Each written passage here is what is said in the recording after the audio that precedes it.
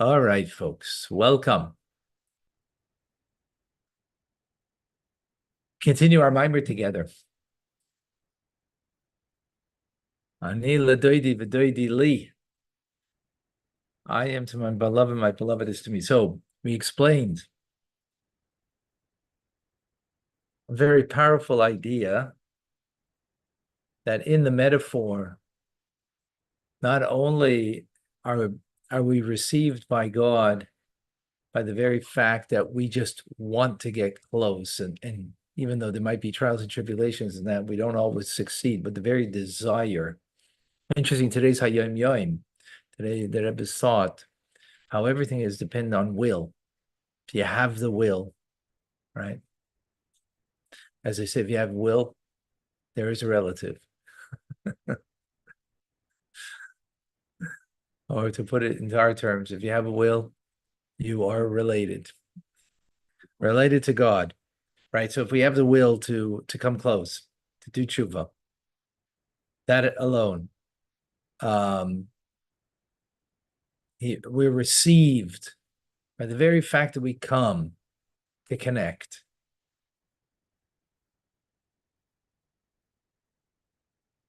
And furthermore, when we do come, then what we see is the display of the wide smile that is there before we come, but obviously you're not going to see it if you don't come.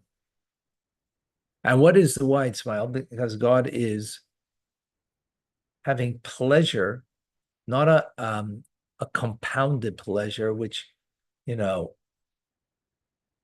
compounded pleasure means a pleasure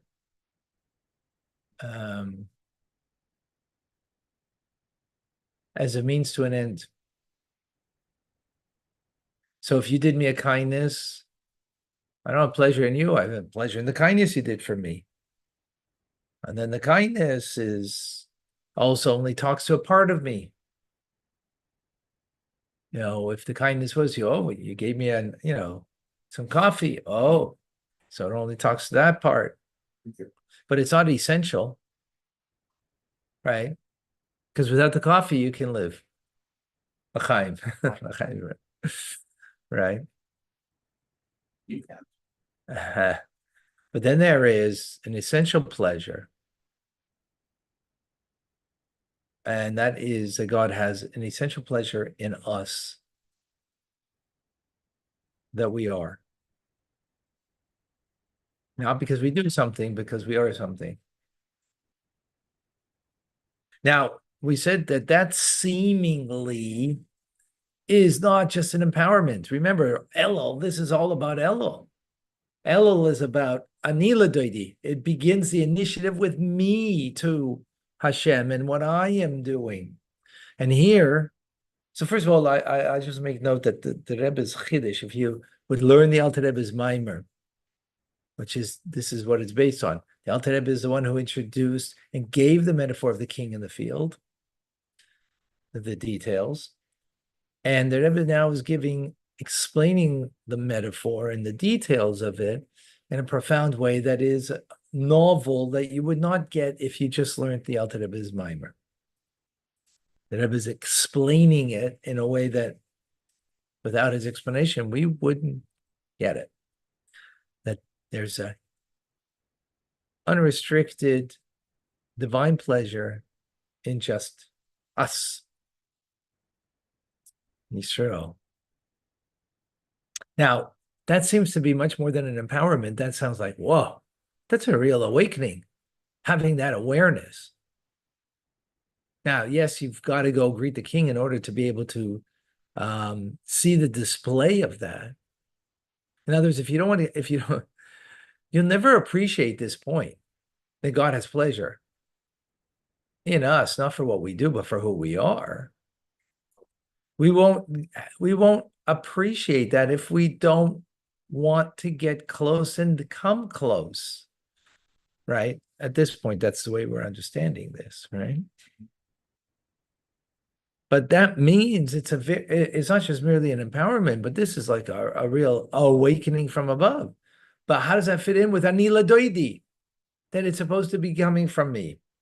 So with this now, the Rebbe gives the next powerful idea.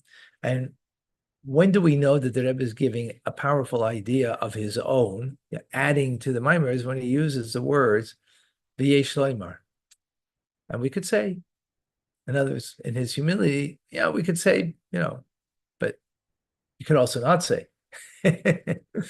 No, but of course, for a chassid, as we all are, if the Rebbe said we could say, then we say, of course. The only way to say it.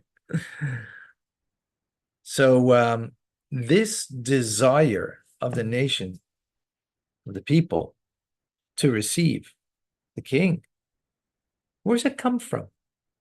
So we explained, right? It comes from where? No. It comes from the core essence of who we are, because we're bound up with the king, right? We're bound up with the king. Our heart, all right, the heart of the king is the heart of the people. And that's essential. All hearts are necessary, right? You might be able, you can live even a good life without, one of your kidneys or spleen even, right? You can't live it without your heart. Who's your heart? Well, the king is the heart of the people. So the connection is an essential bond, right? Meaning the ani in my real, true reality is that I am connected to the king. Now, it can happen that we are distant, and therefore that connection may not be revealed, but is there that connection? Absolutely. It's not like it's less of a connection. It's just not realized. I'm not aware of it and enhancing that connection. Right? So when you're in the field, when the king is in the field, that arouses that, hey, I am bound up with the king. The heart of the king is the heart of the people. Right? So this is the metaphor. When we are aroused to do tshuva, right? Which comes through in the month of Elul because of the 13 divine attributes of compassion. What does that do? It reveals my true inner will, my true inner desire, right? That what? I want to be close to the king. I want to be connected to the king. Why? Because he is my true being and true reality. So anila doidi means I am to doidi because that's my true reality. Right. In other words, till now, it's sort of what can I experience? What can I gain in that connection to Hashem? Right? What more can I have in life? Spiritually, in a godly way. But that and that's how can I evolve? So the greatest way you can evolve is by your connection to Hashem. But that's not what we're talking about over here. It's not about not to say that we don't evolve, right? But that's not the point. Ani, the I of me, is my connection to God. So ani ladoiti. So yes, it's because the king is in the field and he is available, but that's arousing in me that I realize that that's my whole reality.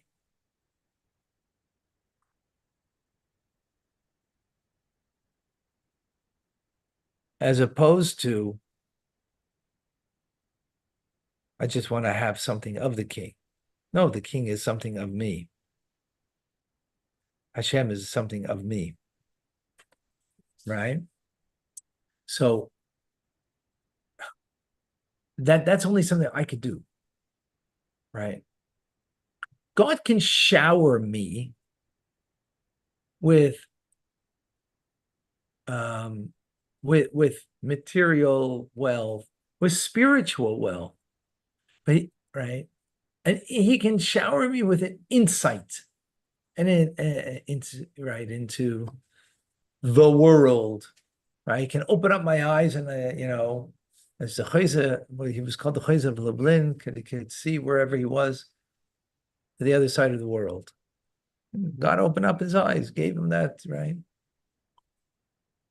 But something that God can't do is how I should perceive myself, right? God can't do that. I have to do that. Ani. And what is the ani? Doidi, right? Mhm.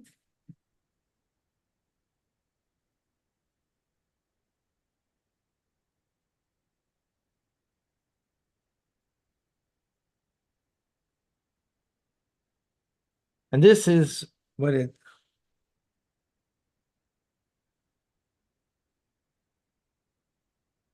that the name explains in the Mimer, after this metaphor, the Alter Rebbe explains that the name Kale of God is the first of the 13 divine attributes. Hashem Kel Rachum Bechanun Erech Apayim V'Rav Chesed V'Yemes, right? Those are 13 major attributes of divine compassion, right? So the first one is after Hashem, right, is Kale, right? The name Kale, it's Aleph Lamed, we don't pronounce it, of course, right? It is the name of God, the Or Ein Sof, the limitless light of God. As it says, Kale Hashem, the Kale of Hashem, the Yoyer Lanu, he should illuminate us. And light reflects the essence, right? Because light comes from the source of light. It's a reflection of the light, right? A reflection of the essence, the source of light, right? The rays of the sun reflect the fact that it emanates from the sun, right? As opposed to when this was poured into here, first of all, it departed from where it went. This is shefa. This is a flow. It flowed from one space to another space, right? Leaving its original space, no longer there. You minimized from where it came from, right? As opposed to a light is a reflection, doesn't minimize from its source, right? It's a reflection of the source, and it didn't take away anything from its source, right? The sun is no less because of the ray that it emits from it, right? And because of a ray of sun, we know that there is a sun, right? So yoyer means to illuminate, right? So every single, everyone's from Israel. This is the shining light.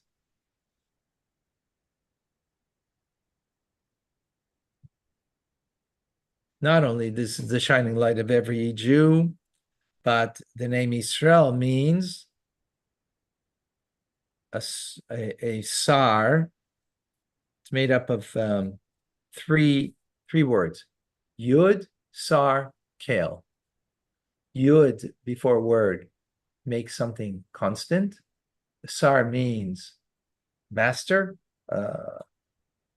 right? And Kale, so constantly a master of Kale, the name of God, which meaning a reflection of the Ein Sof of Hashem. That's who a Jew is, in the very name of Israel, right? That's who we are. That we're the prince, master of the infinite light of God that is constantly in us. And this is the the bittul that every Jew has, that's beyond rationality. It's not a rational thing. That the Jew is the reflection of the Ein Sof himself, beyond the order of creation, God's creation. And through the 13 divine attributes of compassion in the month of Elul, the first one being Kale, we arouse and reveal this aspect of God. This aspect is aroused in every single one of us. And this is the Aveda of Elul, Ani Ledoidi, that the awakening through this revelation, right, that which is beyond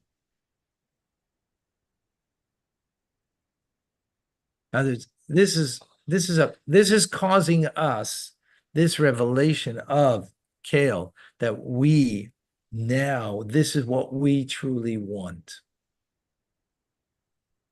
Right? The true desire. Okay, I'm gonna have to explain that a little more. But you'll be back.